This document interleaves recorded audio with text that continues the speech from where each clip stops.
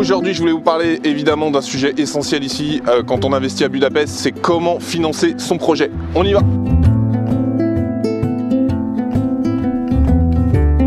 Putain mec, c'est pas mal du tout ça. Hein. Franchement là, je suis chaud, je crois que je vais faire une offre là-dessus. Hein.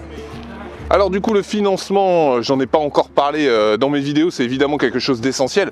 Avant de rentrer dans le détail, je fais une petite parenthèse touristique. Derrière moi vous avez les termes, alors c'est un nom un petit peu barbare donc je vais pas vous le prononcer, c'est les plus grands termes de Budapest.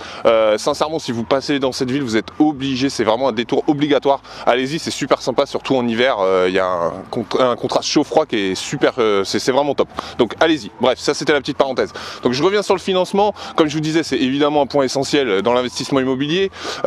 J'ai vachement creusé là-dessus, j'ai rencontré pas mal de professionnels, il y a une agence avec qui j'ai eu un super contact qui m'a fait rencontrer des professionnels, leurs partenaires financiers avec qui j'ai pu échanger et il y a quelques problématiques que je voulais développer dans cette vidéo. Premier problème, les banques hongroises ne prêtent pas aux personnes étrangères ne vivant pas en Hongrie, donc ne soyons pas résidents en Hongrie.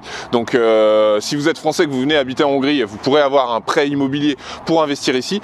À l'inverse, comme c'est mon cas, en vivant en France, j'ai pas accès au prêt immobilier par les banques hongroises. Face à cette donnée, évidemment, moi j'ai contacté mes différentes banques avec qui je travaille régulièrement quand je fais des investissements en France pour voir un petit peu leur position par rapport à un investissement à l'étranger.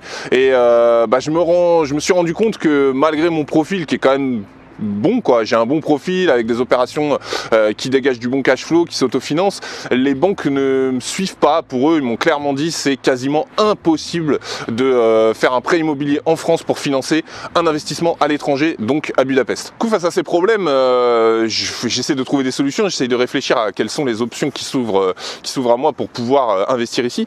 Il n'y en a pas 36 000 globalement, la meilleure option c'est évidemment de payer son investissement comptant, donc cash, ce qui en soi moi serait possible pour moi, j'aurais une possibilité de pouvoir monter sur un projet autour de 150, 180 000 euros.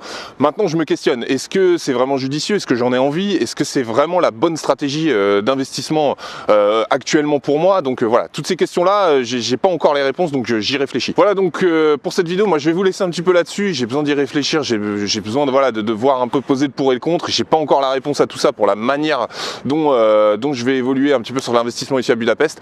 Moi j'ai une autre visite donc je vais filer, je vais aller prendre le métro, comme d'habitude je vous retrouve demain pour une nouvelle vidéo toujours ici.